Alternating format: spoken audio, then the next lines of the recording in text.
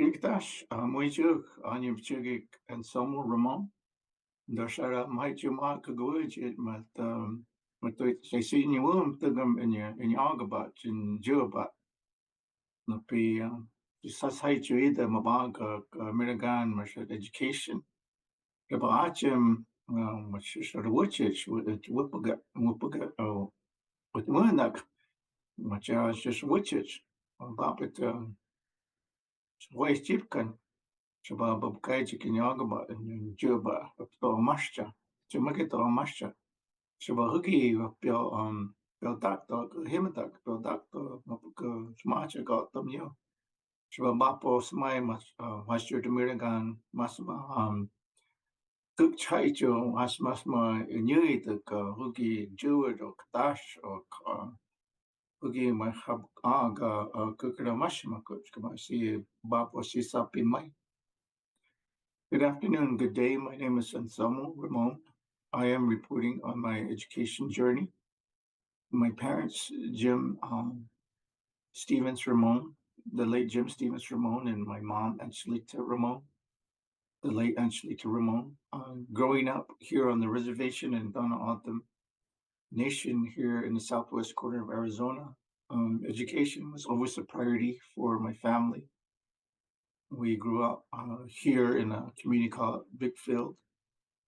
And I remember running around as a child with no shoes and in the hot sun and just playing all day long. But I knew that my family, four brothers and two sisters, we all lived together in a one-room house and then eventually a two-room house. And we had a good time. I mean, we grew up together. We spoke autumn together. My parents always emphasized education.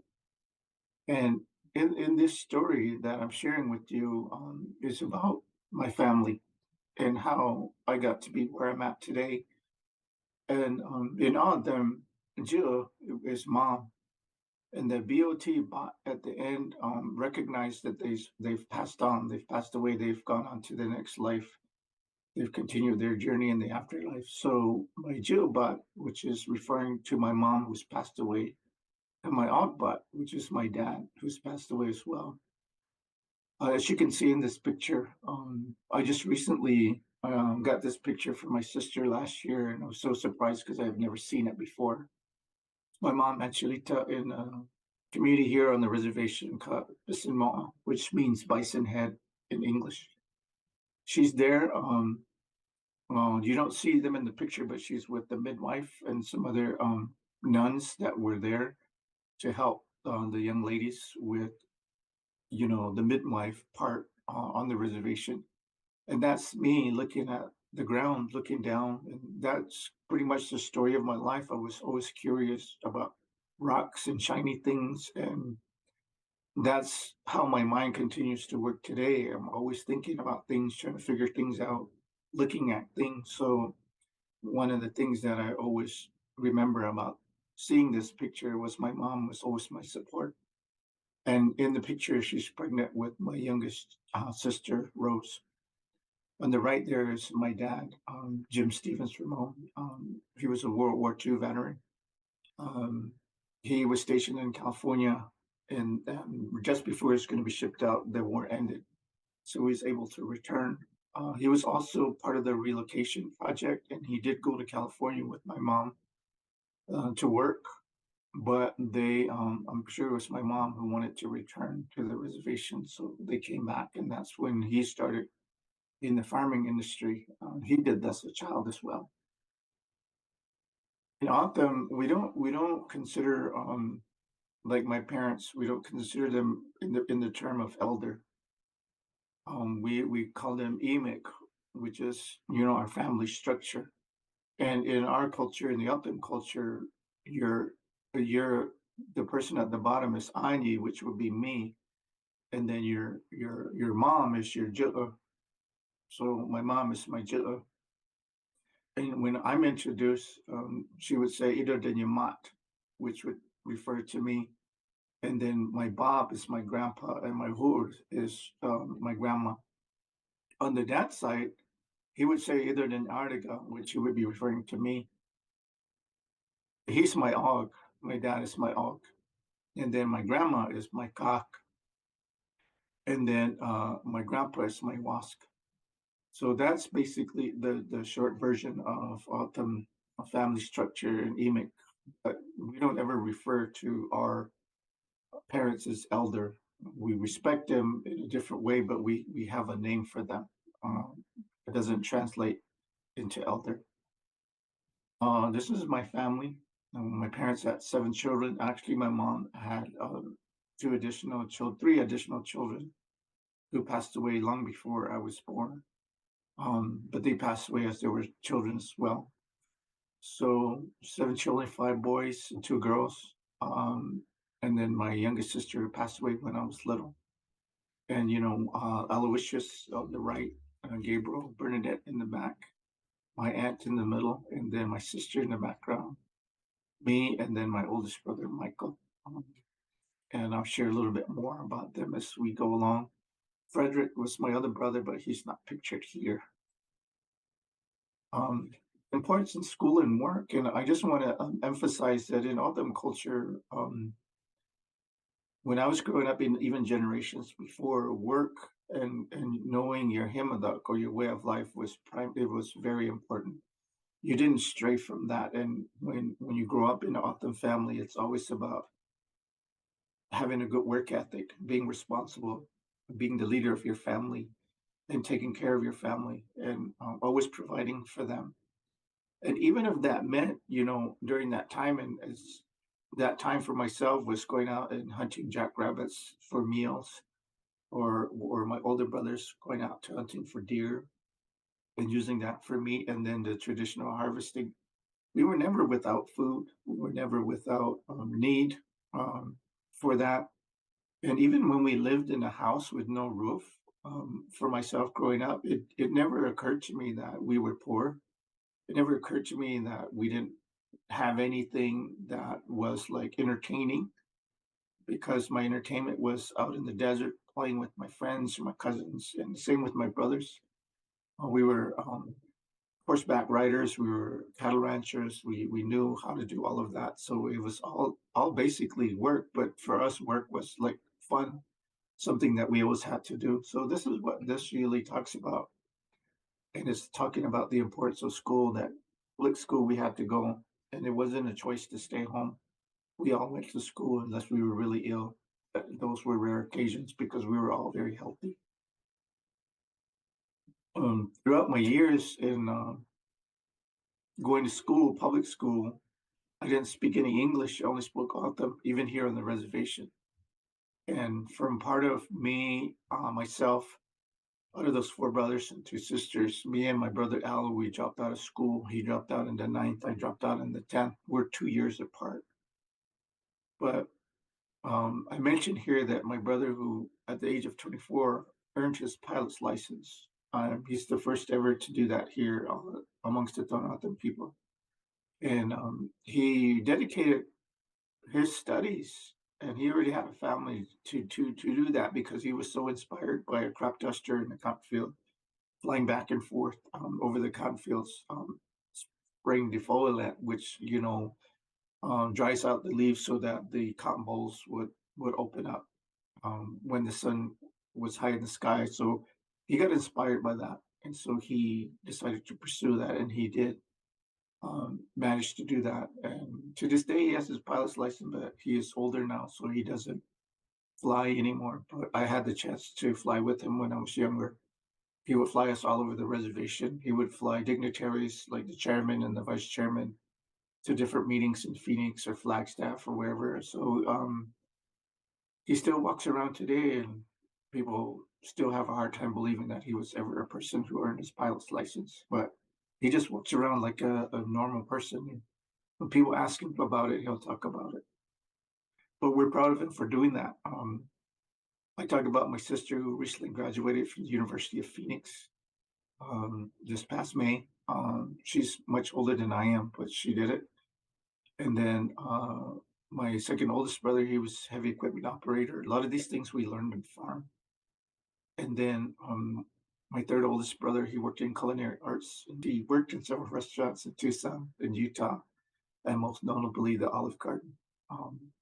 He was into mechanics, and I mentioned all of the instruments that my brothers and sisters played because that's something that my dad had in him was musicianship. So he was a musician, and all of us just grew up with music, so we all know how to play an instrument.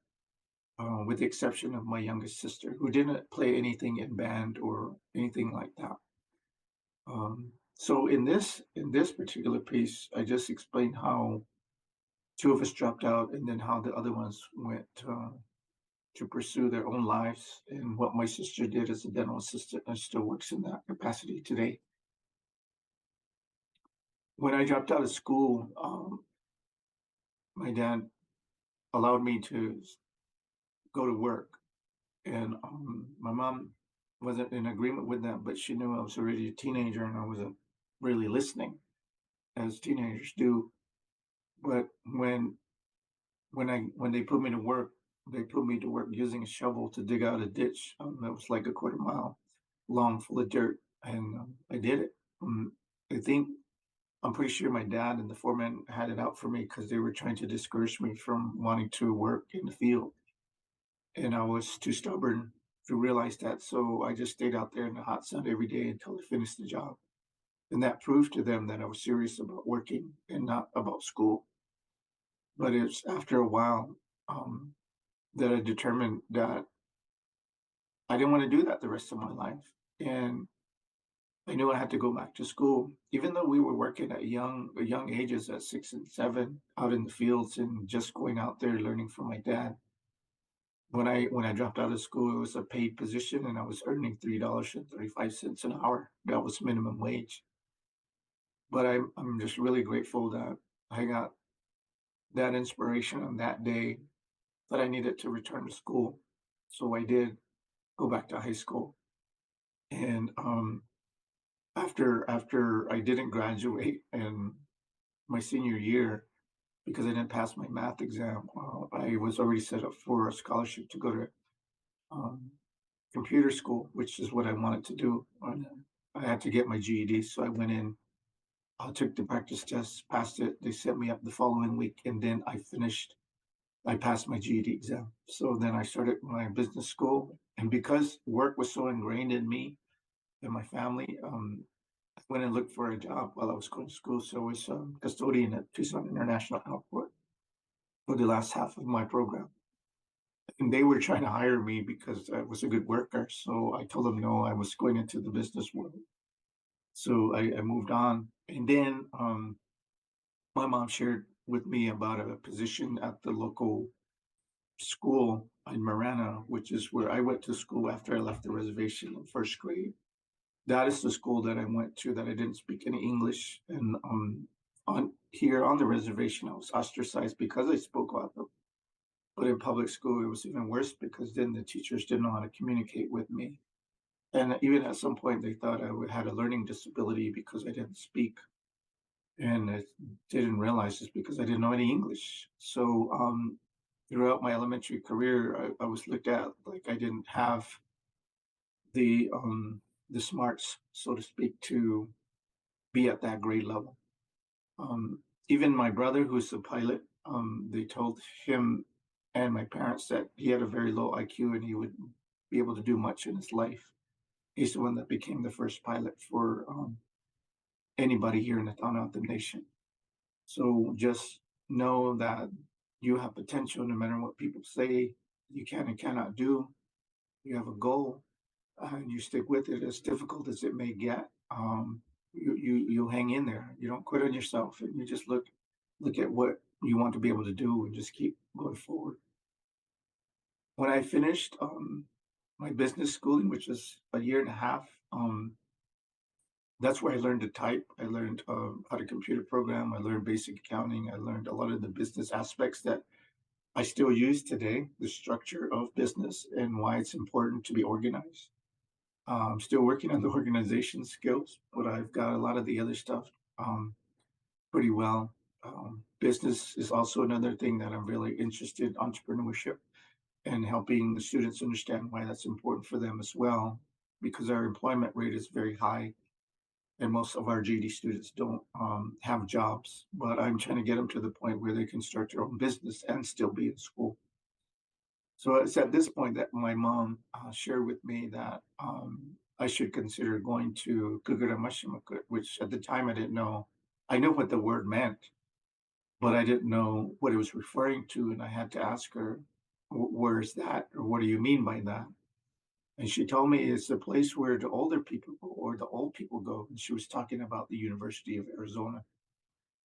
Because I know when I think about the picture that I first showed you, where my mom was holding my hand, I was looking down at the rocks, and I was always so curious. I know that throughout my life with my parents, she was saw potential in me and my brothers and sisters, and she really did her part as a mom to take care of us. And so it's really important that we look at that because we're an extension of what they have taught us to do. And I know that they're very proud of what we were able to do in our family and how that has just enriched us to be able to do what we do today. Throughout my career, that being an Indian aide, I noticed that I wasn't spending a lot of time on the academics. And I didn't know much about education because I'm a high school dropout and my program was business. So I didn't have any, how to teach classes or how to communicate or how to do a lesson. I didn't have any of that. But because I met the criteria, and I guess because I'm Indian, which I'm not them, they hired me. And I started working with them and I realized that I wasn't doing what the job description said I was going to do or was expected to do. So being the business minded, I was just out of school then.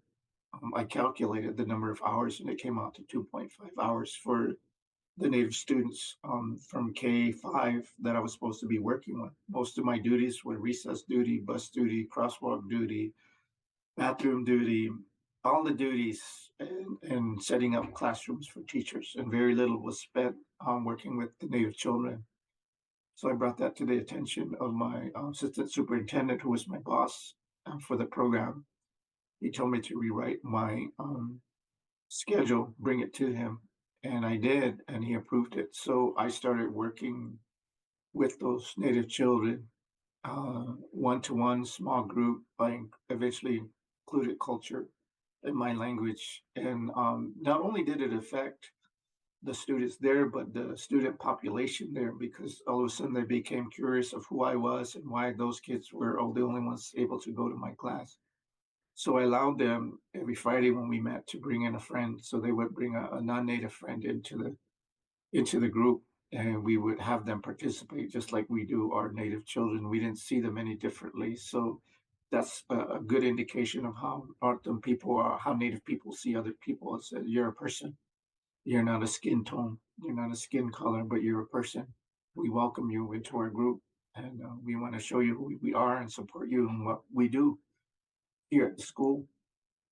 So this, as I mentioned, was the beginnings of um, my career in education, which I didn't know because I never intended to be an educator. I never looked at it as an opportunity for me in my future. I was more business minded, computer minded. Um, so, so when I took this step to address my schedule to support the Native children, that was the beginning of my career as an advocate for Native children in education. And it's really amazed me. And I thank my parents for that. So I did spend more time with them. I developed evening classes, after school tutoring. Um, I would tutor on Saturday on my own time for them, with them at the local library. I talk about how the African American person that worked on campus with us, she had an African American club as well, and she noticed that I was working well with those Native children, so she asked me to be a part of the Parks and Recreation team during the summer because my position was 9 months. So when when I did, the reason she did is she wanted to get the local Native community, which were Pascua Yaqui students, involved. She was having a difficult time getting them involved, and she really had a heart for the students of color because we were on the poor side of town, so she wanted them to take advantage of the free Pima County recreation that was provided for the community there. So with hiring me, I started encouraging those students that I was tutoring in my program to participate, and they started to participate, and they had so much fun. They have a lot of fond memories. Some of them didn't know ever been bowling, ever been to a water park or roller skating, much less with another race. They were always amongst themselves. So it really opened the door for them to understand that it's important to be able to get along with other people that don't look like you and communicate with them and also to become friends with them. So I really got a lot of experience out of that. I learned more about managing kids in that atmosphere, and it wasn't just Native kids, it was all kids. So I was very fortunate that another person saw the potential in me to help to reach out to the Native student population and to bring them in to something that they should have been taken advantage of, but they, for some reason, did not participate because they didn't feel comfortable participating. But because I was there for them, an advocate for them, they started to involve themselves. So I think one of the real keys here is to let them know that you're a person as well, and you care for their well-being, and it comes from the heart. It'll go a long ways. And a couple of those young ladies that were in that program eventually graduated from the university as well. And the other ones who then, after I got other positions as a summer school teacher, they still went to the summer program. So I'm very glad that I had an opportunity to get them involved with that.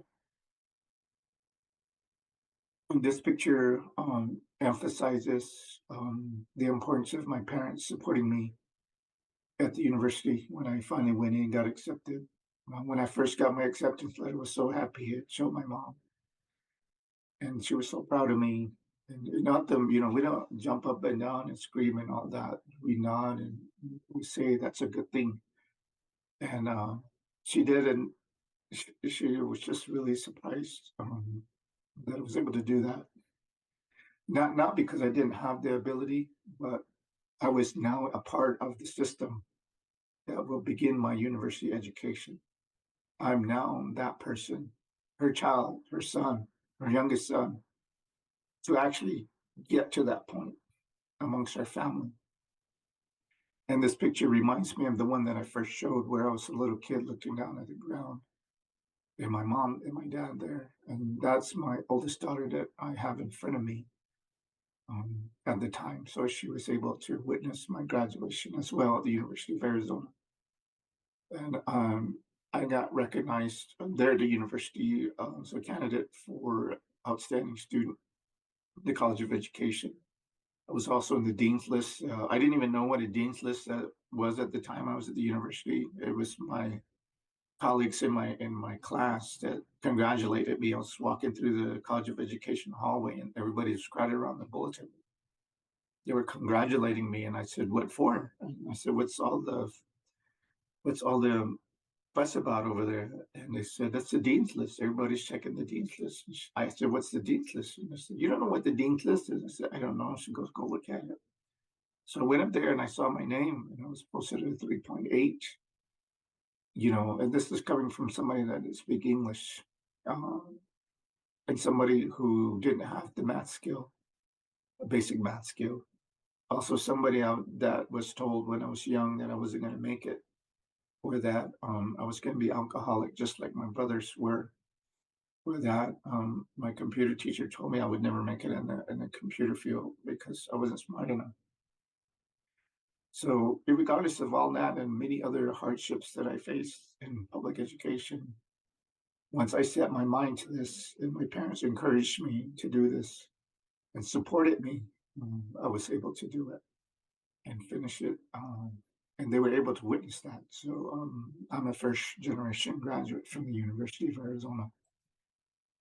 This is I did walk and for my master's degree after a couple years of working as a teacher after my bachelor's degree. Um, they started to establish that Autumn Community College, and when I heard about it, I wasn't living on the reservation. That's I had been teaching at the boarding school on the reservation, and eventually I moved to that campus.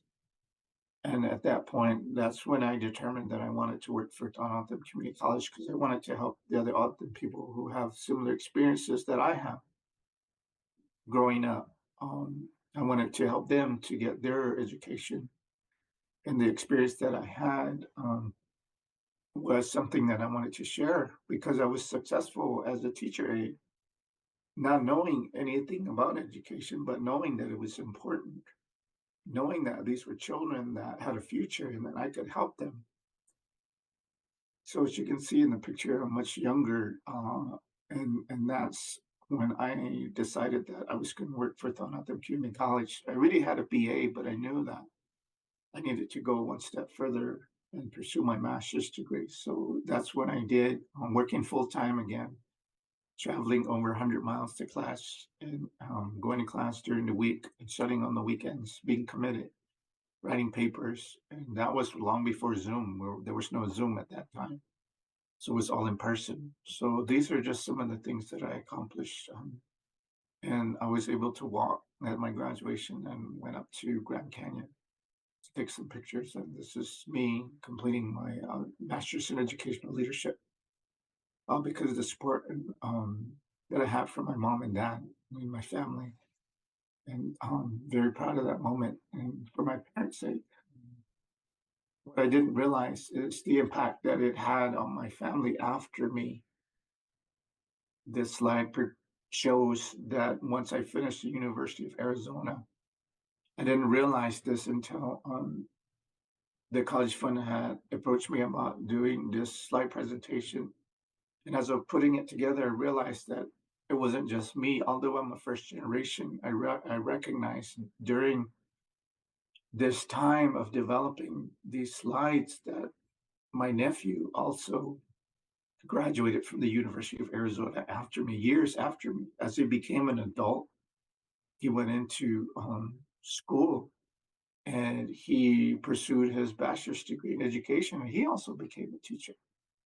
And then when I looked further, it's like my nephew also, he went to a year and a half at Pima Community College. And then my niece, 2 years ago, she finished her accounting degree at Pima Community College. When I went on to Northern Arizona University, I'm the only one that has gotten that far. But my sister, my oldest sister, she finished the University of Phoenix last year, last May, and it took her much longer. She was also working full time. All my family was working full time, and she finishes that. But I know that because I was able to finish my bachelor's degree, that it had an effect on my family that I didn't realize it as much as I do now until I was putting this presentation together. Because when our culture, you finish something, you've done it. You don't walk around like you have a BA, you have a master's. You are who you are as an author. You're no better. You're no less than your brother or your sister. You or your cousin or your extended family or somebody you don't even know. You're not better than them. You're not lower than them. You've done some things in your life that are commendable, and that's what it's expected of you as an awesome person. You're expected to exceed. You're expected to excel. You're not expected to just stay at home. So that upbringing and that support from my parents to put education as a value for all of us has really made an impact not only on me but on my family, my extended family as well. My nephew who finished his bachelor's degree, he's an adult now. Of course, he has his own family. He has two children. And I can tell by the way he's raising them that they're going to be going to college. There's no question about it. They're going to go to college. And that's what I'm realizing it in what I do is that when we get somebody to help them get their GED, then they keep going. And then their children see them. And that's what they say. I need to be example for my children. I want to do this and I want to get at least my GED. So my children will know. Because part of what we see out here is that Well, my parents didn't graduate. They don't even have a GED. Why should I go? We get that a lot from the students that we have, which are older. Our average age is going up to 34 now, and then some of them are older than that. But I let them know that it's not too late and you can still make an impact on your family. If you're going to do it for your children, you have to make sure you're doing it for yourself first so that you can be successful. So, given that, um, my completion has helped open the door for other families to realize that they have the potential to do the same thing. And I realize now what a great impact that has on my family. As part of this message, I want to share that m- my career highlights have been throughout the course of my years in education and my personal life. And the one thing that I want to make sure that I mention is that everything that I've been able to accomplish has been through a lot of hard work, dedication to my goal, becoming an educator and helping others. But that didn't exclude me from hardship along the way. I've also had to face many difficult hardship personally, professionally, in order to achieve my goal. And with that, I want to encourage everyone to start their educational journey while they're young. It is possible to start your educational journey at any age. However, I find that because I started when I was fairly young in my 20s, that it really helped to add to the experience that I currently have as an educator. So I encourage everyone to consider to start their educational journey very early, even as early as high school, even younger. Make it a part of your family's mission and goal to be a person who pursues education, who preserves your own culture and language, who helps others, and who carries the message of education is a way to be successful not only in the world outside of your native culture, but also within your own native culture. So I encourage everyone to begin their journey in education and becoming educated, no matter what the field may be. Uh, the door is wide open for you. So please do consider these words as I share my message with you that it is possible and it is very rewarding. I am very satisfied with what I do on a daily basis. It is demanding. It is something that uh, I take near and dear to my heart because of my parents' upbringing, my parents encouraging me and my brothers and sisters to pursue our education while we were young, and also the work ethic that they instilled in us. So please consider your educational journey and start that process today. I dedicate this like presentation to my parents, my family, my brothers and sisters who always supported me as well. Uh, my brothers used to call me the doctor because after I finished my master's degree, they just already know that I would get a doctorate degree, but I never pursued my doctorate degree. But that's what they used to call me and tease me about. And when I purchased my first home in a very nice neighborhood, I asked them to help me move some appliances. My two brothers were helping me. And as we were going down the neighborhood, a very nice neighborhood, um, my brother looked at me. He said, "You know what, little brother?" I said, "What's that, Al?" He goes, "You did it. You finally did it. You did something that we weren't able to do." He said, "I'm so proud of you." And he's the brother that dropped out too. So I said, "Thank you." And I just felt his admiration and respect when he said that to me. And because I didn't look at it that way, I just looked at that's something that I wanted to do for my own family at the time. But him acknowledging what I did, knowing what I had gone through with him and work and school really meant a lot to me. So what he said to me had an impact just like that teacher that said to me, "You should become a teacher. You have what it takes to become a teacher." Same impact that my mom told me that I should go to the school where the older people go, and the support that my dad gave me too. If I needed to, I got behind on the bill, he would help me and I would pay him back. And it was just a tremendous amount of support that I had. Um, Looking back on it, I certainly thank our creator, our maker, as we call him in Autumn, Natoka, and God's grace for me, upon me in this journey. to be where I'm at today. And I continue to make impact with what I do, not with the just with the GD program, but with our culture program, with the conferences that I attend. I'm invited to be a speaker regarding Native education, college education, and help other colleges to understand why it's important that we continue to reach out to our Native community and provide them with an opportunity to receive their education at their institution, that we open those doors, we break that glass ceiling where Natives need to be involved at that part of their lives in higher education because it's important. And the one thing that I know that I always emphasize with Native people and Autumn people in particular is that you don't have to give up your culture to go to university. You don't have to give up your language to go to university because all of that was tried to be taken from us as Native people, our language and our culture, so that we become like them. My parents told me, don't ever forget your culture. You learn what we call the Miragan. You learn the white way of life and what happens, and you have to live in that world too. But don't ever forget your Autumn and your language because it's important. You got to know both, and you have to know them very well. And I'm so glad that today I teach Autumn language class to the college staff and some students. And I also speak the language when I go see the people in the community and I share it with my students. So I'm so proud of my parents for instilling that value in me and that it makes me a better person.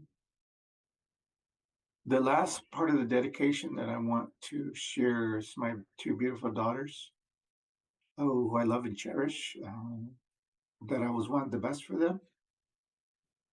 When they were little, I took them on vacations and cultural fairs and let them know the importance of education. And even during the time on the reservation, we took some of the reservation kids with us so they would have that experience. They know Disneyland, they know Universal Studios, they know Magic Mountain, they know SeaWorld, they know all those places that I always used to think about when I was little. We had this little TV and I would always see the Disneyland commercial and I would just ask my mom when I was a little boy if that someday we could go to Disneyland. She said, yes, someday we'll go. But we didn't go. But it was always in my heart that if I ever had children, I would take them.